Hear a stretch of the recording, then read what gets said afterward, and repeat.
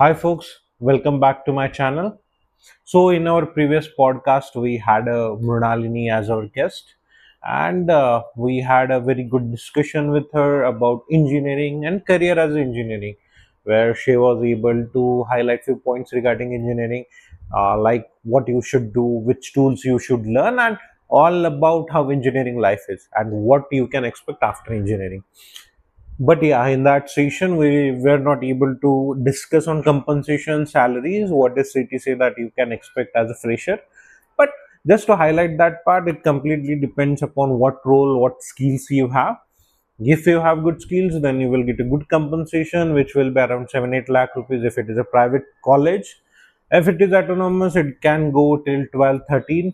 If it is NIT, IIT, BITS Pilani, somewhat 18 plus to 36, or there is no such a benchmark as of now. Last year, someone got 2 CR as a fresher package from IIT. So yeah, the numbers vary as per your college, as per your expertise. So today's session is all about what you should do if you want to be an engineer. Now, when Mrunalini was here, we had a very good discussion about engineering and what after engineering. But if you want to be engineer, what you should do? What is competition? What is market size? How many students appear? When you should start your preparation? There are so many questions that, as a parent, you might be having, as a student, you might be having. So, let's take a step by step understanding. So now in India, we have varieties of colleges. Let's start with the colleges. That is something which everyone looks forward to. This is a very important aspect of why should you do engineering and from where you should do engineering. Now, if I say IIT, most of the students know what IIT is. Then we have NITs, then we have BITS Pilani, then we have government institutes. Now, every state government have their individual colleges operated by some of the state universities or somewhat autonomous institutes. Then we have private universities which are autonomous as of now, and then we have private engineering colleges, which are few are good, few are worst, few are bad. That completely depends upon college to college, and we will not go with any college as of now. We will just have a discussion on what should be the funnel of your engineering college. So let's start with the preparation, how you should prepare. So I will just relate you with a very simple example. uh, J men's preparation is not a sprint which you can do in a crash course of 2-3 months. You cannot just run and get to the IIT. It's a complete drop of a marathon of 2 years. Even some go for 4 years, some go for 6 years. So yeah, we will come to that part as well. But if I say someone is preparing from 11th and 12th, and they are drilling every day throughout that marathon. So what he or she is doing, they are doing every day, every morning, every afternoon, every evening, a same routine. So how does this help? So let me just take you through various steps. Let's start with a simple thing. Let's say you've just entered into your 11th standard and you start your preparation for JMENS. Now, first 90 days, why those are crucial? Because that is gonna set your pace, that is gonna mark your journey. Because if in starting 90 days, if you're not able to adapt to mathematics, chemistry, and physics, then you will not cope up with the pace. How? So the syllabus for JEE Mains, JEE Advance, and you have to appear for your 12th board examinations as well. So when you sit and you analyze the syllabus, you have mathematics. Then in mathematics, you have algebra, geometry, trigonometry.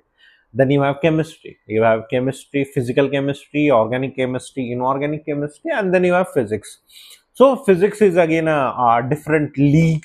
We will just go into that league as well. But just to start with, in 90 days, if you're not able to crack down what's in maths, what's in chemistry, and what's in physics, then down the line, when teachers, when your classmates, when your roommates will pick up a pace, you will stuck somewhere.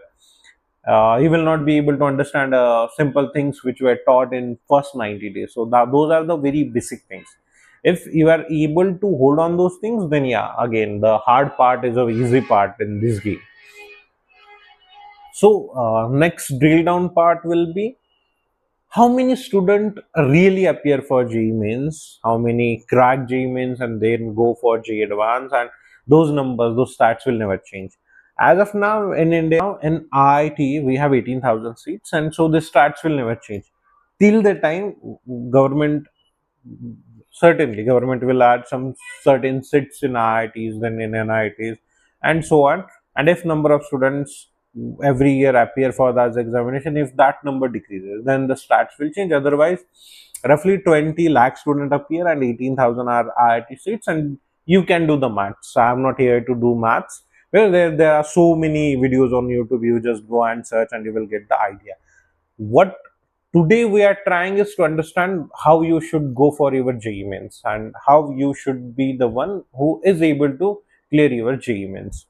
Now, the next and important part is, now as we started, this is a marathon, so there will be a winner and there will be a loser. And how this winner and loser is decided, whoever scores highest mark is a winner, who is on a bottom of that cutoff list is a not exactly a loser but a last one. And then we have all other students who are not exactly a loser but they were not able to crack this examination. Now between this number there are certain aspects which affect these numbers. Even if you are topper and if you don't clear your 12th examination, which is very rare, you will get somewhat a percentile and then you will get a college. Now in India, when you will be choosing your college, it really matters which stream you are going for.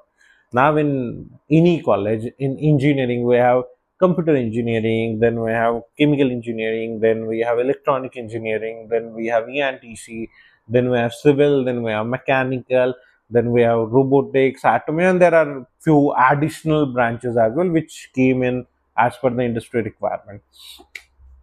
So if I want to choose a college, what I will look, when you are running your track through this marathon, there is one simple catch. So first 90 days we understood it is somewhat a sprint, or that will set a pace how you are going to run this marathon. Second is midway, somewhere after your 11th you might have covered 80-60% of syllabus, and yeah, so if you are aspirant, you know what syllabus is and how many topics you need to cover. So in your 11th standard, if you have covered your 60-70%, then you need to go back and start again. Now this is a revision. Now if someone has a very keen notes, very good understanding of things, then he is already sprinting through that marathon.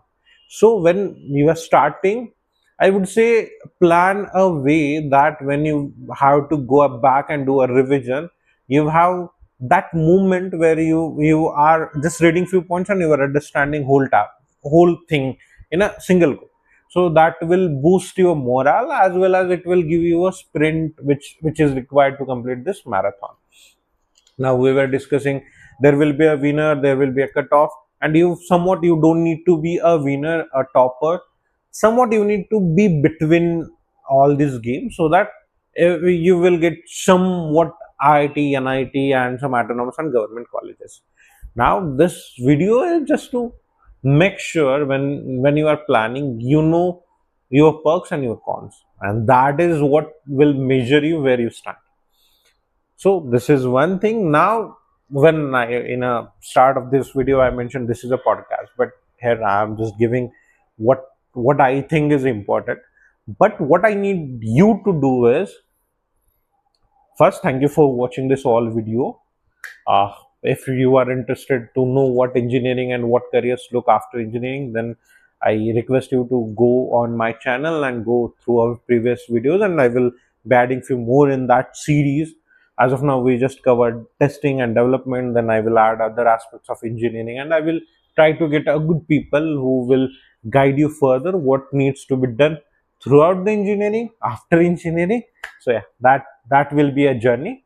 But as of now, what I want you to do is put few questions in comment, what you think, what questions you have. Now usually what I do, I ask guest few questions and then they answer, but here I want to be a guest and I want you to ask me certain questions where I will be able to help you. So that way it will be a podcast. Now why I'm doing this, because when I'm sitting with someone, I'm just asking questions what I feel are required, but I really don't know what you need. So you put your questions in comment. I will just go through, I will wrote down, and then I will have interaction with someone who will be able to guide you. Now this is about engineering, but now there is a set of students who go for PCMB, PCB, that is either for NEET or they are open for JE and NEET. So if you are from that segment and if you have any question related to biology, PCB, PCMB, you can put that as well. And if you want me to get someone who will guide you for PCB, yeah, honestly, you just let me know. I will try to pull some connects and will bring someone who will guide us. But yeah, apart from engineering, there are a number of career options. If you feel that yeah, I want to know about this option as a career, you let me know through comments, and then yeah, again we will try to get a guest on board and deliver a very good session to you guys so that you will be able to understand everything. Now after this video, what I want you to do is forward this video to the aspirants who are planning to do engineering, who are planning to go for biology, PCMB. If the student is confused, your friend is confused, share this with them so they will start with some information what they need to do. And yeah, again, if you have any questions, I'm sharing my email ID. You can just put a email to me, message in a comment, and I will try to connect with you and answer back to you. So thank you for watching this video.